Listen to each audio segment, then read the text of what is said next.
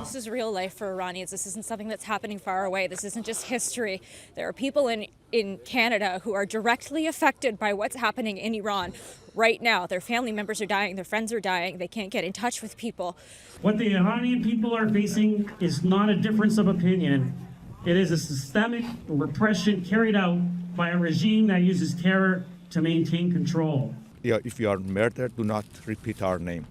Repeat our cause. That's Javid Shah. Long live Iran's Shah. Scarlet Grace with Rebel News. On Wednesday, January 28th, Iranians and allies gathered in Aurora, Ontario, the riding of Member of Provincial Parliament Michael Parsa, where he and the Mayor of Aurora, Tom Rakas, hosted a town hall in support of the Iranian community. This comes after 30,000 people at least have been reported to have been killed by the Islamic Republic during the current uprising in Iran.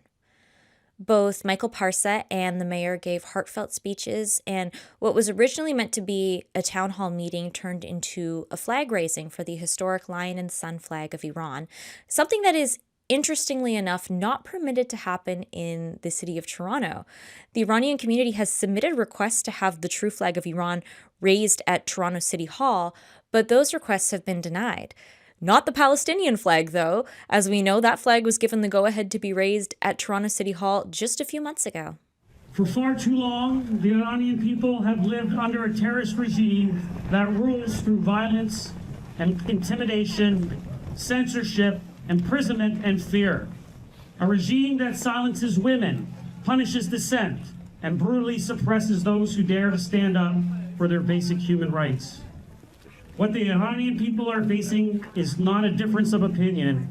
It is a systemic repression carried out by a regime that uses terror to maintain control. Families here in our town, in our community, carry this burden every day, worried about loved ones, grieving lives lost, and demanding the same freedoms that we enjoy here in Canada. I want all of you to know that we see you, we hear you, and in Aurora, we stand with you, the Iranian people.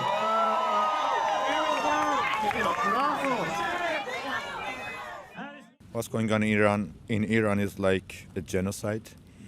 The numbers, I'm sure it will go over 100,000. It's worse than all other cases that they consider it like genocide, like what happened in Yugoslavia. It happened in 2 days. Most of them happened in 2 days. Iranians have come to the street. They say, we want our Shah back. They say, if we are murdered, there are many, many cases that there is a like legacy. They have written, if we are murdered, do not repeat our name. Repeat our cause. That's Javid Shah. Long live Iran's Shah. What is the meaning behind that? Why do you carry the Israeli flag? The thing is, Iranians understood that the Israeli people are their true friends. Unlike the other fake governments were always just condemning but taking no action. I can tell you, for example, the French government, they are still hesitating to list the IRGC as a terrorist group. And I want to tell the French government that we Iranian people are watching you, and we will remember what you did. Throughout the years, you were actively supporting the mullahs, but I want to say enough is enough. And you need to take action. You need to list them as a terrorist group. We need more support. What brought you out today? Well, because I've always supported Iranian people. Because what a lot of people don't realize is they'll see videos and photos of people in Iran, they're screaming, oh, death to America, death to the West.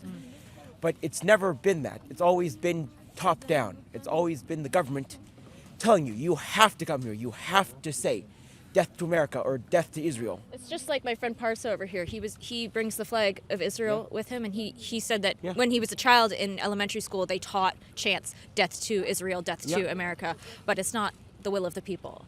No, because if you look before the revolution, Iran's closest allies were America and Israel. You didn't see Iranian bombs striking Tel Aviv or Jerusalem. Back then you saw Iranian and Israelis working together. You saw them training together.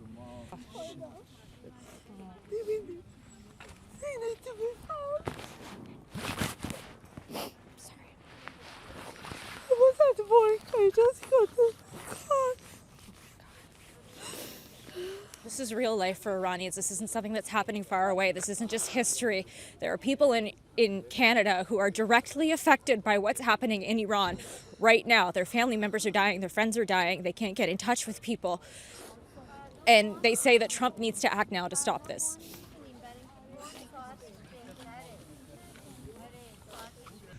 Iran was a prosperous, safe country. All the Middle East was safe on 1970s thanks to Pahlavi II. We want the Pahlavi III to return to Iran as the king of Iran, nothing less than that. As the king of Iran, as the commander of our armed forces.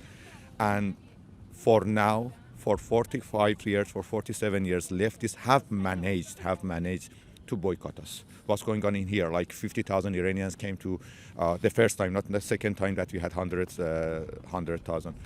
50,000 Iranians were in Richmond Hill. No coverage from media. The same media, CTV, has a weekly plan to cover like 27 years old MEK terrorist members in Mellasman. So every week, CTV is over there. They didn't come to our rally. Even one of the times they were there, I said, stay here. We have a bigger rally.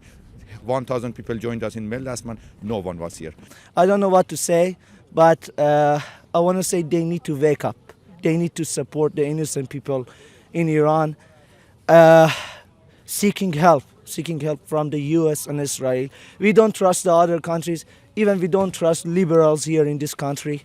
We want Trump to act now. We need a military intervention, and I'm sure they will help us. Yeah, act right now. If you ask any real Iranian, even if you go to Iran right now, and you go to anyone in Tehran, they'll say, oh, we hate the supreme leader. We want to have democracy. We want Reza Pahlavi. That's not just saying that they want a monarchy, because Pahlavi has said, before any talk can come, whether it's a republic or democracy or a monarchy, he wants the people to be free first. He wants a secular democracy, like we have here in Canada or in the United States.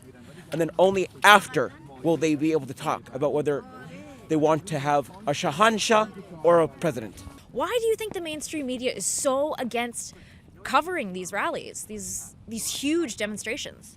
They hate patriotism. Globalism is almost over. Leftists are in the streets.